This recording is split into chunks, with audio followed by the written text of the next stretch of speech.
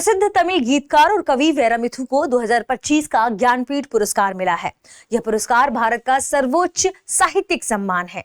वर्ष 2025 के ज्ञानपीठ पुरस्कार की घोषणा होते ही कवि वैरमुथु काफी चर्चा में आ गए हैं। तो आइए जानते हैं इनके इस प्रमुख उपलब्धि के बारे में।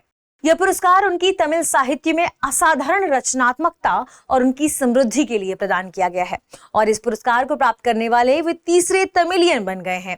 यानी तमिल साहित्य की यदि हम बात करें तो इससे पहले वर्ष 1975 में पीवी अखिलंदम को यह अवार्ड मिला था और इसके बाद 2002 में डी जयकांतन को यह अवार्ड दिया गया था। यानी तमिल साहित्य में ये तीसरी बार ज्ञानपीठ पुरस्कार प्रदान किया गया। 13 जुलाई 1953 को इनका जन्म तमिलनाडु में हुआ था। तमिल साहित्य में सबसे मशहूर आवाजों में से इन्हें एक कहा जाता है। उनके लेखन में मानवीय भावनाओं, गांव की जिंदगी, पर्यावरण के प्रति संवेदनशीलता और सामाजिक सच्चाई दिखाई देती है। इन सभी मिले जुले प्रयासों के बाद ही यह अवार्ड उन्हें प्रदान किया गया है। आइए जानते हैं उनके प्रमुख उल्लेखनीय कार्यों के बारे में और ज्ञानपीठ अवार्ड के बारे में। आर वैरमुथु ये प्रसिद्ध तमिल कवि और गीतकार हैं। उन्होंने 1972 में अपनी पहली कविता संग्रह वेगराई मेघंगम इससे अपने साहित्यिक करियर की शुरुआत की थी। अब तक वे 40 से अधिक किताबें लिख चुके हैं। कई जगह आपको 39 मिलेगा, ध्यान रखिएगा। तो लगभग 40 या लगभग 39 से अधिक किताबें वो लिख चुके हैं, जिसमें निबंध, उपन्यास, सारी चीजें शामिल हैं, कविताएं शामिल हैं। हाँ, ठीक है। तमिल फिल्म इंडस्ट्री में भी वो बहुत ज्यादा प्रसिद्ध हैं और लगभग 7500 गाने लिख चुके हैं।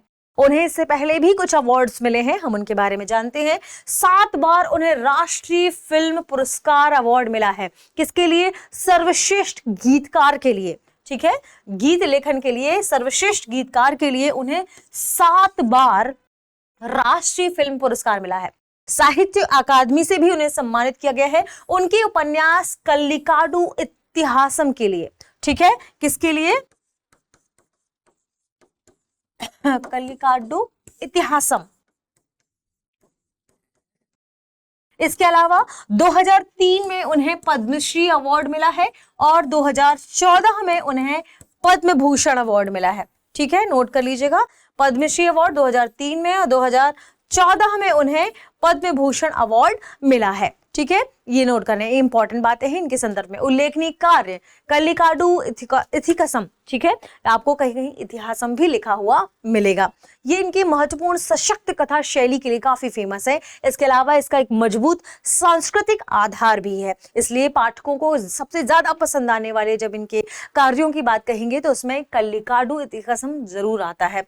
तमिल सिनेमा में एक गीतकार के रूप में उन्होंने 7 बार सर्वश्रेष्ठ अवार्ड प्राप्त किया। इसका मतलब कि उन्होंने काफी अच्छे गीत भी लिखे हैं। बात कर लेते हैं ज्ञानपीठ अवार्ड के बारे में। वर्ष 1971 में इस ज्ञानपीठ अवार्ड को स्थापित किया गया था और 1965 में पहली बार यह प्रदान किया गया। ज्ञानपीठ पुरस्कार भारत का सबसे पुराना तथा सर्वोच्च साहित्यिक सम्मान है। भारतीय ज्ञानपीठ द्वारा यह प्रतिवर्ष प्रदान किया जाता है। यह पुरस्कार अंग्रेजी और विभिन्न भारतीय भाषाओं में भारतीय साहित्य के क्षेत्र में उत्कृष्ट योगदान के लिए दिया जाता है। यह पुरस्कार केवल भारतीय नागरिकों को दिया जाता है और ना ही यह मरणोपरांत दिया जाता है, ध्यान रखिएगा। ज्ञानपीठ पुरस्कार प्राप्तकर्ताओं को 11 लाख रुपए की नकद राशि, सरस्वती जी की एक प्रतिमा और उनकी साहित्यिक उत्कृष्टता के सम्मान में एक प्रशस्ति पत्र भी प्रदान किया जाता है। यह इस बार का 60वां ज्ञानपीठ पुरस्कार है।